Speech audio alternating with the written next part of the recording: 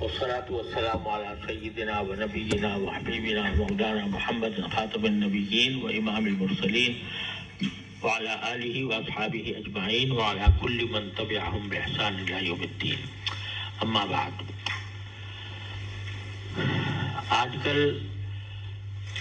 عام لوگوں کے ذہنوں کو مشوش کرنے کے لیے یہ پروپیگنڈا کیا جا رہا ہے کہ حکومت تو یہ چاہ رہی ہے کہ مدارس چونکہ ایک تعلیمی ادارے ہیں لہذا وہ وزارت تعلیم کے ساتھ وابستہ ہونے چاہیے، اور مدارس یہ کہہ رہے ہیں کہ ہمیں تو سوسائٹیز ایکٹ کے ساتھ رجسٹر ہونا چاہیے، اور سوسائٹیز ایکٹ جو ہے وہ وزارت صنعت و تجارت سے تعلق رکھتا ہے یا وزارت داخلہ سے تعلق رکھتا ہے.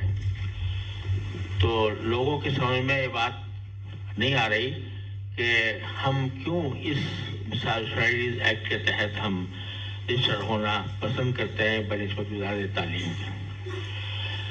اس کو سمجھنے کے لیے پہلے یہ سمجھنا چاہیے کہ سوسائٹیز ایکٹ کیا چیز ہے. سوسائٹیز ایکٹ در حقیقت ایک ایسا قانون ہے جس کے تحت آپ کوئی ایسی سوسائٹی بنا سکتے ہیں، ایک پرائیویٹ ادارہ بنا سکتے ہیں کہ جس میں آپ کو کوئی بھی کام کرنا ہو، آپ کو تعلیم دینی ہو، آپ کو کوئی رفاہی کام کرنا ہو، آپ کو کوئی اپنا تربیتی ادارہ قائم کرنا ہو، پیشہ ورانہ تعلیم و تربیت کرنی ہو، یہاں تک کہ اگر کوئی آرٹس کونسل قائم کرنی ہو، وہ سارے کے سارے پرائیویٹ ادارے اس سوسائٹیز ایکٹ کے تحت رجسٹر ہوتے ہیں اور ہوتے چلے آ رہے ہیں. جس کا حاصل یہ ہے کہ سوسائٹیز ایکٹ پرائیویٹ اداروں کو رجسٹر کرنے کا ایک داخانہ ہے کہ جس کے ذریعے پرائیویٹ ادارے ایک قانونی حیثیت حاصل کر لیتے ہیں. اب وہ پرائیویٹ ادارے اپنے نظام کے تحت چلتے ہیں، ان کا اپنا ایک طریقہ کار ہوتا ہے. ان کے جو کچھ عہدیدار ہوتے ہیں یا ان کے جو مجلس انتظامی کے لوگ ہوتے ہیں وہی اس کے تمام امور کے نگراں ہوتے ہیں. ان کو مکمل اختیار ہوتا ہے کہ اپنے بنائی ہوئی سوسائٹی کے اندر جو چاہے کریں. صرف اتنا ہے کہ وہ رجسٹر ہو جاتے ہیں، جس کا معنی ہے کہ ان کا وجود قانونی طور پر تسلیم کر لیا جاتا ہے. لیکن اپنے اندرونی معاملات میں وہ بالکل خود مختار آزاد ہوتے ہیں. یہ کہنے کی بھی ضرورت نہیں ہے کہ ہم خود مختار آزاد ہیں، بلکہ جو ہی اس میں رجسٹر ہوئے تو مطلب یہ ہے کہ ہم اپنے قوانین کے تحت، اپنے نظام کے تحت اپنے ادارے کو چلا سکتے ہیں. دوسری طرف وزارت تعلیم جو ہے وہ حکومت کا ایک ادارہ ہے، اور حکومت کے ادارے کے حیثیت سے وہ اپنے سارے تعلیمی نظام کو کنٹرول کرتا ہے. اس میں یونیورسٹیاں بھی آتی ہیں، اس میں کالج بھی آتے ہیں، اس میں اسکول بھی آتے ہیں جو سرکار کے تحت قائم ہو رہے ہیں. تو وہ اس نظام کے پابند ہو جاتے ہیں. تو سادہ لفظوں میں اگر کہا جائے تو تقریباً یہ فرق ہے کہ اگر سوسائٹیز ایکٹ کے تحت کوئی ادارہ رجسٹر ہے وہ پرائیویٹ ہے اور اس کو اپنے نظام کو چلانے کا مکمل اختیار حاصل ہے، اور اگر کوئی کسی وزارت کے تحت وزارت کا حصہ بن گیا تو اس وزارت کے نظام کے تحت اندر وہ آ گیا. ہمارے مدارس کی بنیاد حضرت نانوی رحمۃ اللہ علیہ کے وقت سے اس بات پر ہے کہ یہ پرائیویٹ ادارہ ہے اور اس کا حکومت سے کوئی تعلق نہیں ہے. نہ ہمیں حکومت سے کوئی امداد چاہیے، نہ ہمیں حکومت سے کوئی پیسے چاہیے، نہ حکومت کی ہمیں مداخلت چاہیے. ہم اپنے طریقہ کار پر جو اکابر کا طریقہ کار چلا آ رہا ہے اس کے تحت چلنا چاہتے ہیں. کوئی ایسے ادارے کو ہم اپنے اوپر مسلط نہیں کرنا چاہتے جو ہمارے اندرونی نظام کے دخل اندازی کرے، جو ہمارے طریقہ کار میں مداخلت کرے، جو کسی طرح بھی ہمارے مقاصد پر اثر انداز ہو. وہ ہم مدرسے کو اس سے آزاد رکھنا چاہتے ہیں. اور یہ آزادی ہمیں سوسائٹیز ایکٹ کے تحت ملتی ہے، کیونکہ وہ پرائیویٹ ہے، اس میں سارے ادارے پرائیویٹ ہیں. بہت سے تعلیمی ادارے اب بھی سوسائٹیز ایکٹ کے تحت رجسٹرڈ ہیں، اس لیے کہ وہ پرائیویٹ ہیں اور پرائیویٹ طریقے سے اپنے نظام کے تحت چلنا چاہتے ہیں.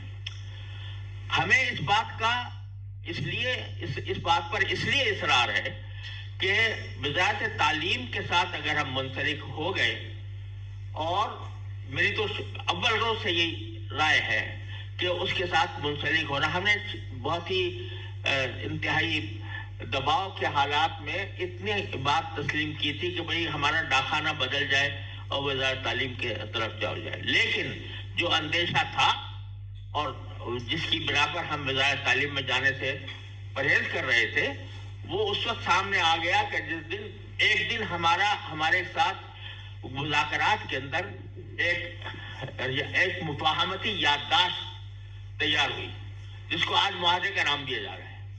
وہ در حقیقت اصطلاحی اعتبار سے وہ MOU ہے، memorandum of association of understanding, مفاہمتی یادداشت. قانونی اعتبار سے اس کا کوئی اثر نہیں ہوتا، صرف یہ بات ہوتی ہے کہ ابھی بات چل رہی ہے، اس کے اندر کچھ چیزوں پر مفاہمت ہوئی. اس مفاہمت کا ایک حصہ یہ تھا کہ ہمارے بینک اکاؤنٹ کھلیں گے، ہم خود مختار اور آزاد رہیں گے. دوسرا یہ کہ ہمارے غیر ملکی طلبہ جو ہیں وہ ان کو داخلہ ملے گا، ویزے ملیں گے. اور اس میں یہ بھی تھا کہ جب تک اس کے اوپر پوری طرح عمل نہیں ہو جاتا، سوسائٹیز ایکٹ کے تحت جو مدارس رجسٹر ہو رہے ہیں وہ اپنی جگہ رجسٹر ہوتے چلے جائیں گے.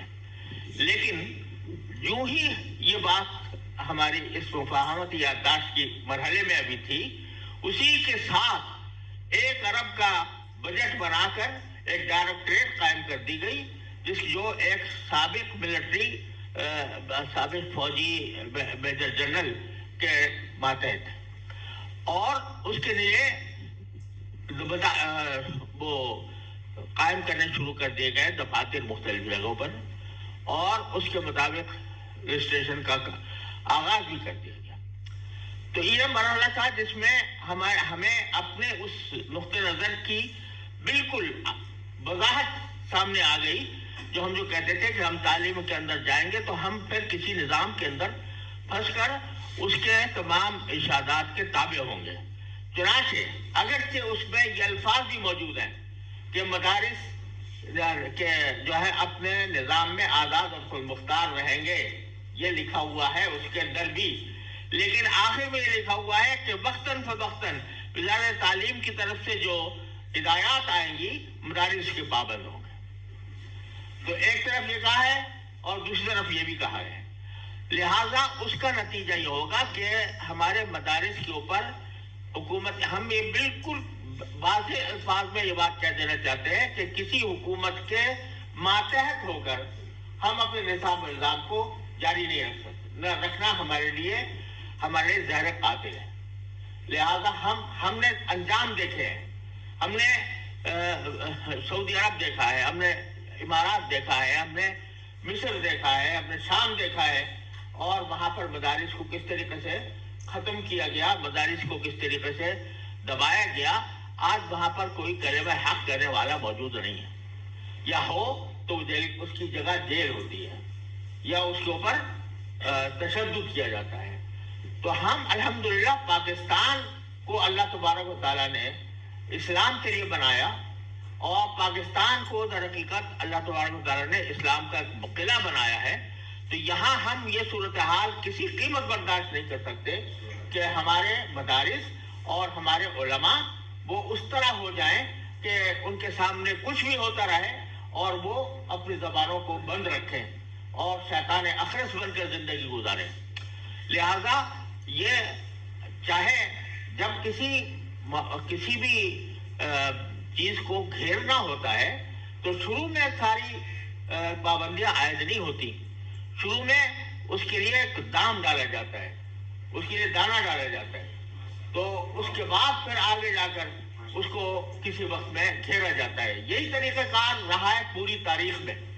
تو اب اگر اس میں لکھا ہوا ہے کہ نظام کہ یہ اپنے آزاد و مختار رہیں گے، لیکن اس کے باوجود ایک مرتبہ جب یہ اس دائرے کے اندر آ گئے اور اس میں یہ لفظ موجود ہے کہ وزارت تعلیم کی طرف سے وقتاً فوقتاً ہدایات جو ملتی رہیں گی اس کے پابند ہوں گے، تو اب آپ دیکھیے آج کسی کی حکومت ہے، کل کسی اور کی حکومت ہوگی، وہ لوگ بھی حکومت میں وزارت تعلیم کے اندر آئیں گے جو یہ کہہ رہے ہیں کہ مدارس جو ہے وہ جہالت کی یونیورسٹیاں ہیں، جنہوں نے اعلان یہ بات کہی ہے، جنہوں نے یہ کہا ہے کہ مدارس تو یہ سکھاتے ہیں کہ مرنے کے بعد کیا ہوگا، گویا ان کو مذاق اڑا کر کہ مرنے کے بعد کیا ہوگا، کہ حالات بڑھانے والے مدارس ہیں، یہ دنیا کی موجودہ زندگی کے ساتھ کیسے چل سکتے ہیں، وہ بھی تعلیم کے نظام کے اندر آ سکتے ہیں، اور کل کو کون آتا ہے کچھ نہیں کہا جا سکتا۔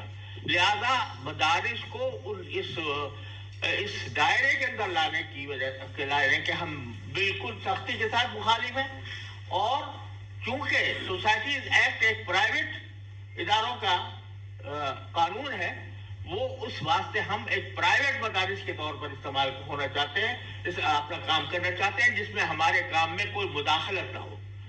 تو ہم خود الحمدللہ اس حقیقت سے پوری طرح باخبر ہیں، وفاق المدارس اب پوری طرح باخبر ہے اور اس بات کا یقین رکھتا ہے کہ ہمیں ایک عالم کو موجودہ دور کے اندر اپنا پیغام بہتر طریقے سے پیش کرنے کے لیے جن معلومات کی ضرورت ہے، ہم اپنے مدارس میں وہ معلومات پڑھانا چاہتے ہیں۔ ہم اس لیے نہیں پڑھانا چاہ رہے جو ساری دنیا یہ بات کہہ کر یہ نامعقول بات کہتی ہے کہ یہ مدارس سے ڈاکٹر کیوں نہیں پیدا ہوتے، اور اس سے لائر کیوں پیدا نہیں ہوتے، اور اس سے انجینئر کیوں نہیں پیدا ہوتے، اور یہ کسی ملٹری کے اندر یہ کمیشن کیوں نہیں لیتے، اور اس بات کو بڑے فخر کے ساتھ بیان کیا جاتا ہے کہ فلاں مدرسے کے لوگ جو ہیں وہ کمیشن لے چکے ہیں، وہ بریگیڈیئر بن چکے ہیں، وہ کرنل بن چکے ہیں۔ ارے بھائی، یہ مدرسہ کرنل اور بریگیڈیئر پیدا کرنے کے لیے نہیں تھا، یہ قرآن و سنت کا علم محفوظ کرنے کے لیے تھا، یہ عالم پیدا کرنے کے لیے تھا۔ یہ بتاؤ کہ پورے پاکستان کے اندر کون سے سرکاری ادارے کے اندر اسلام کی تعلیم دی جا رہی ہے؟ حافظ اتنے پیدا ہو رہے ہیں اس ملک کے اندر، کسی مسجد کے اندر کبھی یہ کسی اعلان نہیں سنا ہوگا کسی نے کہ ہمارے یہاں تراویح پڑھانے کے لیے حافظ نہیں ہے، حافظ ہمیں فراہم کیا جائے۔ حافظ زیادہ ہے، مسجدیں کم ہیں۔ کہاں سے پیدا ہو رہے ہیں یہ حافظ جو قرآن کریم کی خدمت انجام دے رہے ہیں اور تراویح پڑھانے کے لیے موجود ہیں؟ یہ کہاں سے آ رہے ہیں؟ کسی کالج سے، کسی یونیورسٹی سے، کسی انسٹیٹیوٹ سے؟ یہ مدارس ہیں جو یہ صاحب پیدا کر رہے ہیں۔ کوئی آدمی یہ بتائے کہ کیا اس معاشرے کی یہ ضرورت نہیں ہے کہ اگر کسی شخص کو کوئی دینی مسئلہ پیش آ جائے تو اس کا جواب دینے والا کوئی موجود ہو؟ کیا آج یہ ساری دنیا دیکھ لے کہ اگر کسی مسلمان کو کوئی نکاح طلاق کا بھی مسئلہ پوچھنا ہوتا ہے، بیع و شراء کا بھی پوچھنا ہوتا ہے، نماز اور روزے کا پوچھنا ہوتا ہے، تو وہ کیا کسی یونیورسٹی کے پروفیسر کے پاس جاتے ہیں جس نے اسلامک اسٹڈیز میں ایم اے کی ڈگری لے رکھی ہے، یا کسی ایسی یونیورسٹی کے پاس جاتے ہیں، پروفیسر کے پاس جو اسلامک اسٹڈیز پڑھا رہے ہیں؟ وہ اگر جاتے ہیں تو ان لوگوں کے پاس جاتے ہیں جن کے پاس قرآن و حدیث کا، فقہ کا، اس کے اصول فقہ کا پورا علم ہے، ان کے پاس جاتے ہیں۔ کیوں جاتے ہیں؟ اس لیے کہ جانتے ہیں کہ صحیح علم ان کے پاس ہے، دین ان کو صحیح طریقے سے آتا ہے۔ یہ سارا کام مدارس اس لیے کر رہے ہیں، اس طرح کر رہے ہیں کہ ہم کسی کے تسلط کے ہم گوادار نہیں ہیں۔ ہم وہ بات کہیں گے جو قرآن کہتا ہے، ہم وہ بات کہیں گے جو حدیث کہتی ہے، ہم وہ بات کہیں گے جو ہمارا دین کہتا ہے۔ اس کی وجہ سے ہم اس میں کوئی مداخلت کسی قیمت پر برداشت نہیں کر سکتے۔ اگر کریں گے تو ہم اپنے فرض منصبی میں زبردست کوتاہی کے اور اللہ اور رسول کے ساتھ جو ہم نے عہد کیا ہے اس سے غداری کے مرتکب ہوں گے۔ اس لیے یہ فرق ہے کہ دھاگا لفظوں میں کہ مدارس پرائیویٹ رہیں یا سرکار کے تحت رہیں، سیدھی سی بات یہ ہے۔